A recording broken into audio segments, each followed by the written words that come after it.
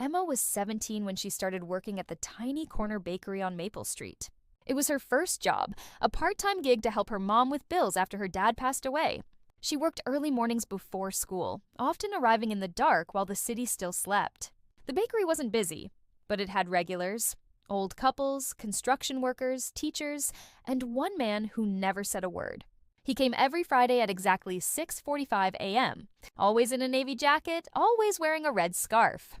He looked to be in his 60s, with kind eyes but a face that held years of silence. He'd order the same thing, black coffee and a butter croissant. Never smiled, never spoke, just nodded, left a tip, and walked away. Emma called him Mr. Friday. She began to wonder about him, where he went, why he never talked, why he tipped more than the meal cost. One morning, out of curiosity, she wrote a little note on his coffee cup. "Hope you have a sweet day." The next week, he smiled, just barely, for the first time. That became their tradition. Every Friday, Emma left him a new message on his cup. "Stay warm today. You matter. Thank you for being kind." He never said a word in response, but she could see something changing. A light in his eyes, a little more color in his cheeks. One snowy December morning, Mr. Friday didn't show up, or the week after. Emma asked around, but no one knew his name. No one had seen him. Weeks passed, then months. She missed him in ways she couldn't explain. Her job became routine again. No more cup notes, no more quiet smiles.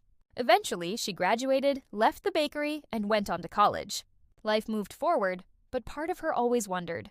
5 years later, she received a letter at her university. No return address. Inside was a photograph of the old bakery with a familiar red scarf folded neatly on the table. A note was tucked underneath.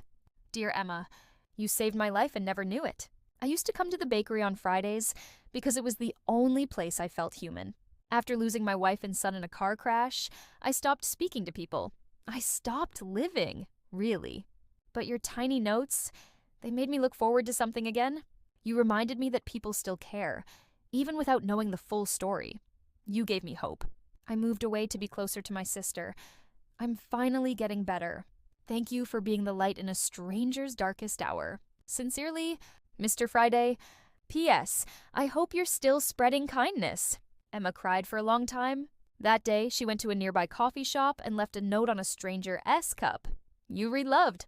And she's been doing it ever since. Because you never know who needs a little reminder that they matter. If this story touched your heart, don't forget to subscribe and turn on the bell. We share stories like this to inspire hope and connection, one video at a time.